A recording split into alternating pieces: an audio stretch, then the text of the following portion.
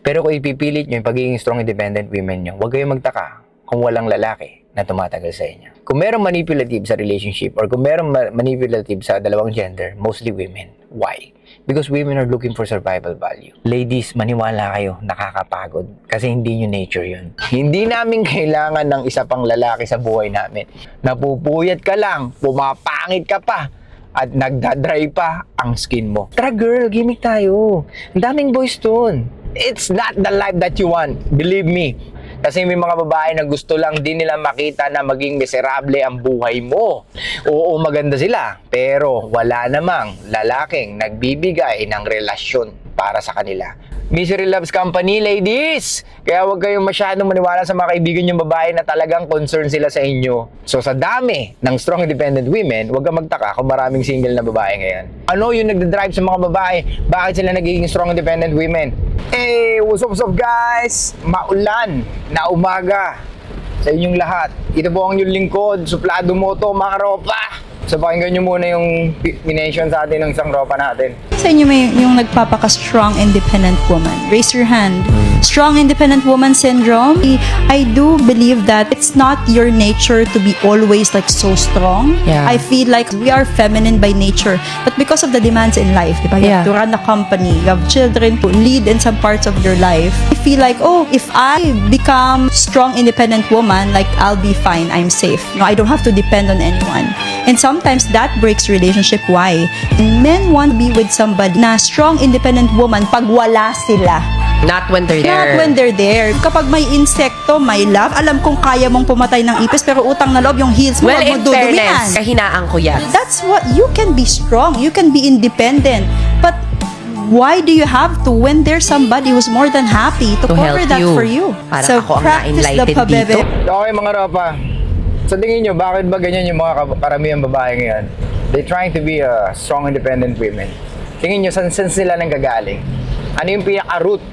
Bakit naging ganyan ang mga karamihang kababaihan these days? They're very combative, opinionated, disagreeable, di ba? O yung tinatawag na ganyan, strong independent women.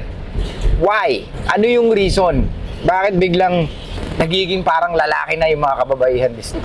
May mga ibang babae na sinasabi na hindi nila kailangan ng lalaki. And we all know na it's very impossible na hindi mo kailangan ng lalaki. Tandaan mo yan. Yung inuupuan mo ngayon, hinihigaan mo, ginagamit mo everyday, sinasakyan mo, kahit na sabihin mo wala kang sasakyan, nag-MRT ka, yung sinasakyan mong move-it, yung sinasakyan mong angkas, karamihan dyan lalaki. Kaya wag niyong sabihin, ladies, na hindi niyo kailangan ng lalaki. Pati yung magkaroon kayo ng anak, kailangan niyo ng lalaki. Kaya nga nagtataka ako, bakit may mga gantong babae na nagpipiling lalaki? Okay, of course, maraming root ng problema. Pero ang nakikita natin dito, it's because of the feminism. Pilit, pinapakain or pinapaswallow ng feminism sa mga kababaihan na kailangan mabuhay sila on their own. Or i-prioritize nila yung happiness nila, hindi yung relationship nila. Ladies, you guys lost. If you followed feminism 100 fucking %. Ulitin ko, talo ang mga babae pag pinalo nila ng 100% ang feminism. Hindi ko naman sinasabing masama yung feminism kasi nakakatulong din yan sa inyo. Diba? Especially sa mga bagay na hindi nyo nagagawa dati at nagagawa nyo na ngayon. However, alam nyo sa sarili nyo na mahirap maging lalaki. Tandaan nyo, eto ladies, mga ropa ko, tandaan nyo, pag ang babae, very strong, independent woman, she is most of the time lonely at night. What? It is always feel cold at night. Kahit na sabihin mo, ang kapal ng blanket mo, meron kang iPhone 17, ang ganda ng kondo mo, pero wala kang kasama, kundi yung aso mo. Well, I'm not saying na masama yun, pero tandaan mo, iba pag may masculine energy na surrounded ka. Ladies, tanggapin nyo na kailangan nyo ng lalaki. Huwag kayong magpaka-strong dahil kayo mismo ang nagtataboy sa lalaking gusto nyo. Kung lagi kayong nagpapaka-strong at sinasabi nyo na hindi nyo kailangan ng lalaki. And that's very stupid to say na hindi nyo kailangan ng lalaki. So maraming ganyan. Kaya nga nagtataka ako, ano pa yung nagdadrive sa mga babae na maging strong independent women? Tingin nyo mga ropa, ano pa yung nagdadrive or nagmomotivate sa kanila para maging strong independent women? Of course, nandiyan yung feminism. Pero syempre, individually, ano yung mga bagay na nagpapa-move sa kanila para umarte ng ganun or magkaroon ng ganung personality na kagaya ng mga lalaki? Kaya nga sabi ko sa inyo, mahirap makipag-date sa mga ganyang babae, mga ropa. Sasakit ang ulo mo. Para kang nakikipag-date sa sarili mo eh. Di ba? Para kang lagi kang may kausap na lalaki. Hindi masarap yung ganun dahil tayo mga lalaki, we want peace, di ba? Tapos pag uwi mo pa ng bahay, makipagtalo ka pa sa girlfriend mo o sa asawa mo. Kaya nasa ng peace of mind. Kaya nga sabi ko sa inyo, hindi hinihingi yun, mga ropa. Binibigay mo yun dapat sa sarili mo. At deserve mo yun bilang lalaki. Dahil everyday nasa labas ka, nagsusumikap para kumita ng pera at para may maipundar ka at para may maiprovide ka. Gets? Kaya ropa, ulitin ko, deserve mo yung peace. Binibigay yun sa sarili, hindi yun hinihingi sa mga tao nakapaligid sa'yo. Maliwanag? Okay, balik tayo. Ano yung nagdadrive sa mga babae? Bakit sila nagiging strong independent women? Kadalasan, ano? Pag ikaw babae ka, lumaki ka sa single parent household, ano mangyayari? Nakikita mo sa nanay mo, siya nagsusumikap, di ba? Ayaw mo mangyari sa'yo yung nangyari sa nanay mo, tama? Kadalasan, ano na-develop sa mga babae? Nagsusumikap na rin sila, di ba? Nagiging ano sila? Bitter. Pag bitter ka, it always drive you into something.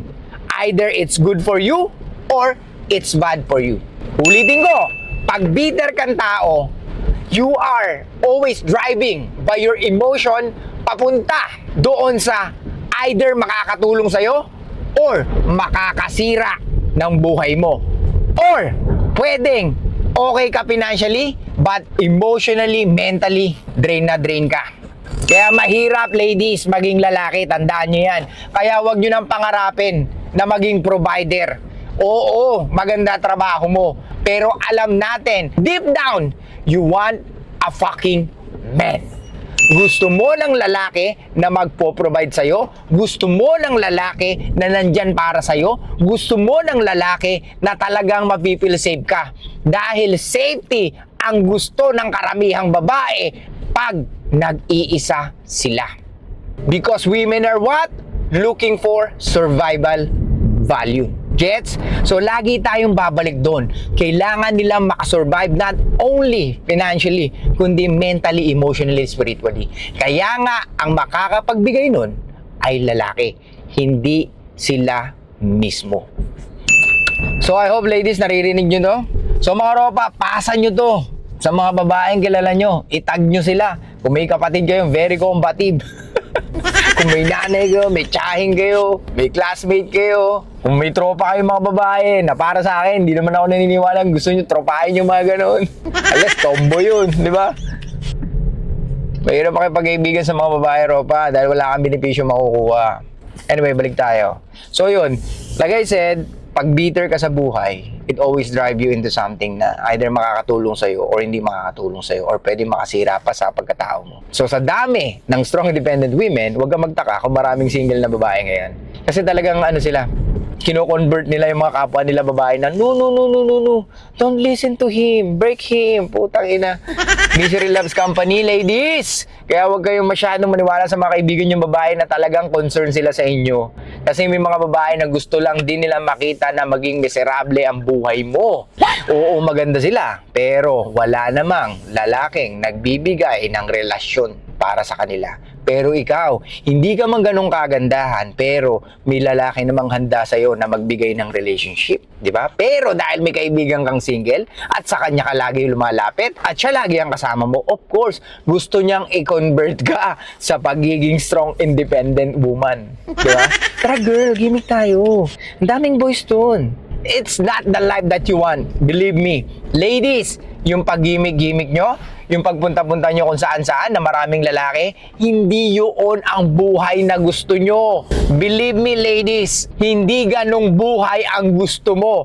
Ang gusto mong buhay is merong lalaki na nandyan sa'yo, na talagang willing magbigay ng relationship sa'yo, yung lalaki na lagi mong pwedeng kausap, yung lalaki na talagang gumagabay sa'yo, yung lalaki na pagkausap mo, nawawala lahat at nakakalimutan mo yung mga problema mo. Or hindi man problema mo, at least may napipil kang something na alam mo na may lalaking concern sa'yo or nagkikare sa'yo. Kesa sa gumigimik ka at wala naman nangyayari sa'yo. Napupuyat ka lang, pumapangit ka pa, at nagdadry pa ang skin mo. Ladies, tandaan nyo, yung ganda nyo ang pinaka-importante na napapansin ng mga kalalakihan at hindi yung pera nyo o yung pagiging successful nyo. Believe me, ladies, kung wala man masculine energy sa buhay nyo, pakinggan nyo si Suplado Moto, I will fucking tell you all the fucking truth na ayaw ng mga kalalakihan at gusto ng mga kalalakihan sa mga kababaihan. Unang-una na, ayaw namin is yung strong, independent women. Hindi namin kailangan ng isa pang lalaki sa buhay namin dahil kami enough na. Hindi namin kailangan ng kagaya ng ugali namin. Ang gusto namin is yung babae na talagang pwede namin bigyan ng relationship o yung deserve sa relationship na kaya namin i-offer sa kanila. O yung deserve sa relationship na hinahanap nyo, ladies. Tandaan nyo, kami ang may hawak ng relationship, hindi kayo. Pwede kaming umalis anytime sa relationship dahil kami ang may hawak ng relationship. Same thing sa inyo, ladies. Pwede kayong hindi na mag-open ng leg sa amin kasi kayo ang may hawak ng sexual access namin. Diba? So kaya may mga lalaki na talagang nagpapakaulo lang sa inyo dahil may mga butas kayo. Kasi kung wala kayong butas, I don't think na there's something special. Or kahit may butas kayo, wala naman talagang special. Kasi kayo ngayon naniniwala na may equality, di ba? Well, walang equality. Dahil unang-una, kung tatanggapin natin equality, kayo lugi. Di ba? Kung tatanggapin natin yung 50-50, kayo lugi. Di ba? Kaya wag niyo isulong. Wag kayong maniwala sa 50-50, equality, di ba? Or anything na akala niyo na pwedeng magpantay ang lalaki at babae. Kahit noong unang panahon pa, mas kaya mag-provide ng karamihan ng mga lalaki. Okay? Kaya mag-provide, kaya mag-protekta. Kung magigera ngayon, anong kaya niyong i-strategy para mas maging protektado ang bansa natin? Ngayon nga, may presidente tayong lalaki. Hindi natin alam pag ginera tayo kung magiging protektado tayo. Baha pa lang, wala na tayong sinabi. How much more pag ginera pa tayo, di ba? Kaya nga kailangan natin ng strong leader. So sa inyo, ladies, kung gusto niyo ng strong leader, hindi niyo pwedeng simulan sa sarili niyo. Kailangan niyo maging feminine. Okay? Kung gusto niyo ma-attract yung lalaki na pinapangarap niyo, you need to switch to being a fucking feminine woman. Hindi niyo kailangan maging lalaki kagaya namin. At hindi kami makikipag-date sa sarili namin. Kaya nga, yung ibang lalaki, hindi talaga binibigay agad yung relationship dahil sa mga ganyang traits. Okay? Isa lang kasi nakikita namin most of the time. Yun nga, meron kang trauma, kaya naging strong independent ka.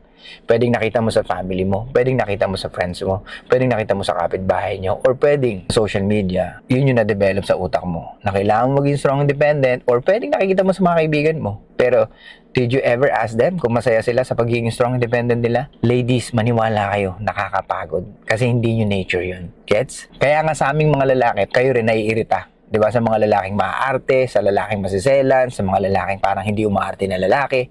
Diba? Kahit kayo rin naaartehan sa kanila. So, ibig sabihin, naiinis din kayo. Diba? How much more kami? Aggressive kami by nature. Kasi it's nature for us to be aggressive, to be territorial. Because that's who we are. Pero pag ang babae ganun, wait lang. Diba? It's questionable for us kung kaya namin bigyan ng relationship yung ganun. May mga lalaki magbibigay ng relationship na ganun. Don't get me wrong. Pero, do you think andun yung dynamic? I don't fucking think so. Maybe at first, yeah. Intindihan muna. Kumbaga, always best foot forward. Di ba? Pero pag nakilala nyo na isa't isa, ano nangyari? It always end up shit. Di ba? Or bitter. So, ano mangyari? Magkakaroon ka ng trauma. Yung lalaki, pwedeng magising. Putang ina, hindi na ako magpapaka-nice. Di ba? Ayoko na ng sobrang nice. Susundin ko na yung sinasabi ni Suplado Moto. Dati kasi pinapakinggan ko siya, pero kala ko bullshit siya. Pero nung pinakinggan ko, it makes sense naman. Kasi nangyari sa akin. Di ba? Yung mga ganong lalaki, alam ko mga ropa, yung iba sa inyo, ayaw pang tanggapin or ayaw pang... Mahirap i-swallow eh. Diba? Hindi mo pwedeng i-swallow yung katotohanan tapos hanggang dito lang. Mabibilaukan ka. Kaya anong ginagawa mo? Minsan sinusukan nyo. Diba? For example, isang capsule, ito yung katotohanan or yung red pill na tinatawag, diba? Ito yung red pill na isa-swallow mo at malalaman mo yung katotohanan ng buhay. At matatanggap mo sa sarili mo na kahit kailan, hindi pwedeng mahalin ng lalaki base sa looks niya or sa pagiging masculine niya. Minamahal ang lalaki base sa napoprovide niya. In overall, not only financially. Okay? Kung tingin nyo financially, no. It's always multitude of reasons kung bakit minamahal ang lalaki ng babae. And of course, even the society. Men love because he provides something na hindi kaya i-provide ng mga karamihang lalaki. Kaya nga, lagi ko sinasabi sa inyo mga ropa, pagbutihan natin. Kasi pag hindi natin pinagbutihan, yung pagmamahal na makukuha mo, pwedeng konti lang. O yung respeto na makukuha mo, pwedeng konti lang. Diba? Pero at the end of the day, ano man ang sabihin ng suplado mo ito dito, ikaw at ikaw ang pipili ng babae na makakasama mo habang buhay. Okay? Kaya piliin mo yung babae na talagang deserving sa relationship na bibigay mo. Huwag kang bumili ng babae na alam mo sasakit ang ulo mo in the long run. Kasi ikaw ang talo. Sayang. At ayoko na mag-raise ka ng another children or another kids like her. Tandaan mo, mas lagi niyang kasama yung mga bata. Kung very compatible ang girlfriend mo o yung asawa mo, very opinionated, disagreeable, pwedeng yung mga ganong traits makakuha rin ng mga anak mo. E paano kung babae rin sila? Diba? So it's a domino effect. Pero wag natin isipin yun kasi people can change naman. However, para mas mapadali sa atin na makuha natin yung peace of mind, ibigay natin sa sarili natin yon pag nasa relationship tayo at lalong piliin natin or maghanap tayo ng babae na kaya magbigay rin nun. Para at least double shot. 'Di ba? Hindi yung kaya mo ibigay yung peace sa sarili mo pero kung may kasama ka sa bahay or yung girlfriend mo maingay, 'di ba? Sana kung sa kama lang maingay, walang problema. Eh paano kung everyday maingay kahit wala kayo sa kama? Talo ka. 'Di ba? Women, para sa inyo to. Wala kayong mapapala. Maniwala kayo sa akin kahit magbunga nga kayo. Most men will just, okay, never mind. Ganon kami mga lalaki. We don't fucking care. Pag alam na namin kung paano ibigay yung peace namin sa sarili namin. May mga lalaki lagi kayong papatulan. Pero eventually, makikita niya rin kung paano yung move nyo. Ang mga lalaki, rational mag-isip. Makikita at makikita kung paano nyo sila manipulahin. And let's be fucking honest. Kung merong manipulative sa relationship or kung merong manipulative sa dalawang gender, mostly women. Why? Because women are looking for survival value. Men are looking for reciprocation value. Okay? Yung babae na mag-reciprocate sa kanya. Hindi yung babae na magpo-provide sa kanya. The only thing we need from women most of the fucking time is the sexual access. And of course, secondary, yung mga bagay na pwede mo pa maibigay. Yung pagiging loyal mo, number 1 yun. And of course, yung meron kang alam sa buhay or yung meron kang alam sa bahay. Kahit wala kang alam sa buhay, yung meron kang alam sa bahay. That's the most important for men. Ibigay mo sa amin lahat, ibigay nyo na sa amin lahat, kami na bahala. Pero kung ipipilit nyo yung pagiging strong independent women nyo, huwag kayong magtaka kung walang lalaki na tumatagal sa inyo. Okay? So yun lang guys, thank you so much. Pag-usapan natin next time yung why women are prone to cheat. Though natakal natin to, pero mas elaborate natin kasi may nag-message sa atin. And why women is manipulative. So pag-usapan din natin yan. Hindi lang natin pag-usapan yung mga babae, of course. Pag-usapan natin as a human being, why we become like that, why people acting that way, or why people starting to manipulate, why people starting to do that. Okay? Huwag na kasi mag-English, puta.